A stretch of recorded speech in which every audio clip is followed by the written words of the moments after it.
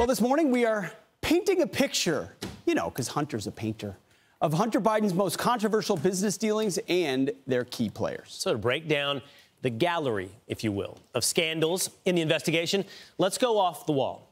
Let's talk about some of Hunter's business dealings. These are things that we know about, have been reported upon, and you would hope the widespread public would begin to understand.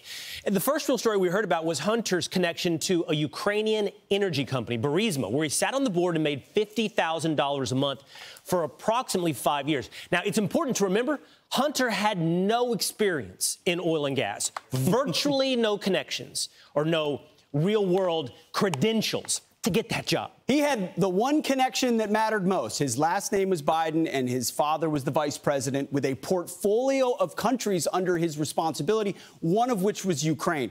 By the way, a lot of suspicious activity reports start popping up inside the government, which has led to investigations validating what was found on the laptop.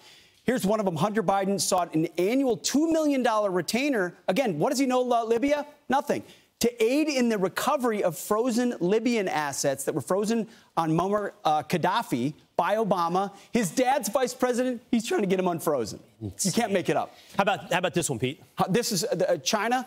Think about this. This undermines American national security directly.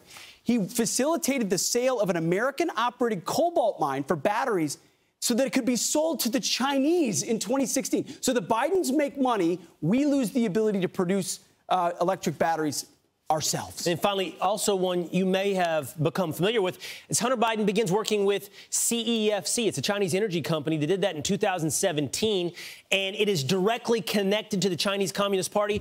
$1.3 million in payments, and we're going to show you where some of that went in just a moment. And again, this is just what we know about, but we're not making, and this New York Times reported on this briefly, Business Insider reported on this, so this is not just laptop, this is outside as well. Now, this is how the story began to unfold, if you'll remember. Let's take a quick review of the history. In April of 2019, John Paul Mac Isaac receives the laptop in Delaware. So months later, he's got to wait for him not to pick it up. He thought he would pick it up. He didn't. So in September of 2019, he contacted the FBI. Hey, I got this laptop. And John Paul Mac Isaac told me on the Will Cain podcast, hey, I tried to talk to the FBI. I tried to get them to take it. They weren't interested. They show up in December of 2019 to finally get the laptop. And he's also gives the laptop to some other folks as well to say, hey, if the FBI is not going to pay attention, maybe you should.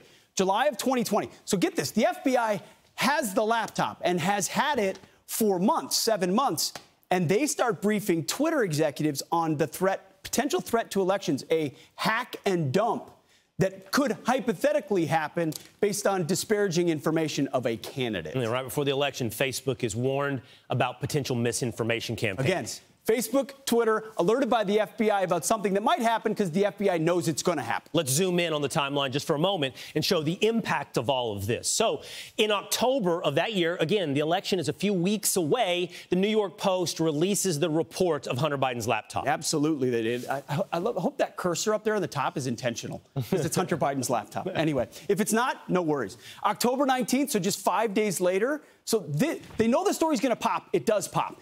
When it does, they realize we need a defense of this. And what should we scream?